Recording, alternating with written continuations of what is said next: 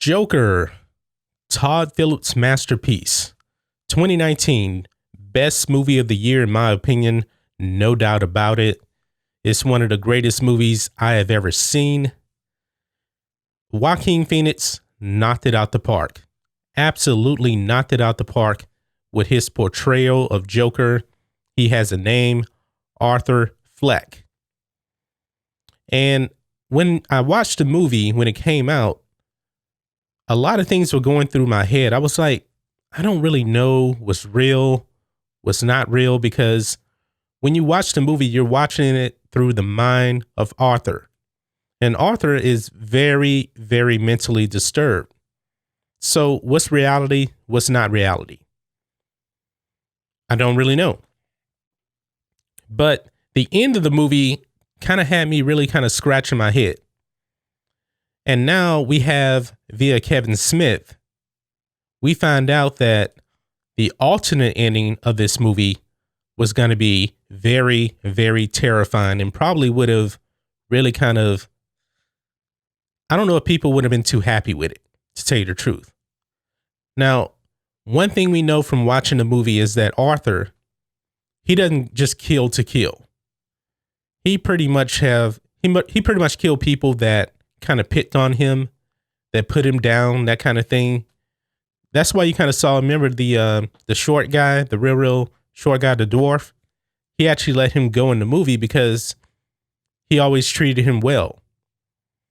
So with the alternate ending, according to Kevin Smith, it probably would have really been out of his character to kill the way he's going to kill in the alternate ending. So let's kind of jump into that, and I'll give you my take on what he says, and it's going to shock a lot of people. It's just going to really, really shock a lot of people. And if it was canon, it would change the DC universe forever. But this is what Kevin Smith said. Quote, originally, the ending in the hospital was different. He's in the hospital and he laughs, chuckles, and he says, I was just thinking of something funny. What was supposed to happen was Joker. What was supposed to happen was you flash back to the death of Thomas and Martha Wayne, and it was him killing Thomas and Martha Wayne, and the boy was screaming and screaming, and he turned to walk away, and he turned back, shrugged, and shot the kid. Roll credits. Wow. So in the alternate ending, Joker was going to kill Bruce Wayne. So their conflict that they have in the comic books and everything, it was over before it even began. Now the problem is, Bruce Wayne really didn't do anything to him in the movie. Actually, he really didn't. For one thing, Bruce Wayne is really not in the movie hardly at all. So for Joker to actually just kill him, it would have been out of his character in this movie. Now, he killed Murray Franklin on the Murray Franklin show because Murray Franklin was making fun of him, that kind of thing, picking on him. You notice that he left the guest that was on the Murray Franklin show alive. Didn't mess with that old lady. I think her name was Dr. Sally, if I'm not mistaken. He didn't mess with her. So I don't know how you guys feel about Joker killing a young Bruce Wayne, a little kid, 7, 8 years old. That would have been deep. That would have been really, really deep.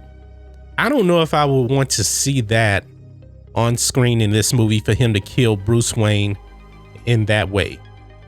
I don't want to see that. No. Because even in the comic books, Bruce Wayne is actually left alive by the gunman.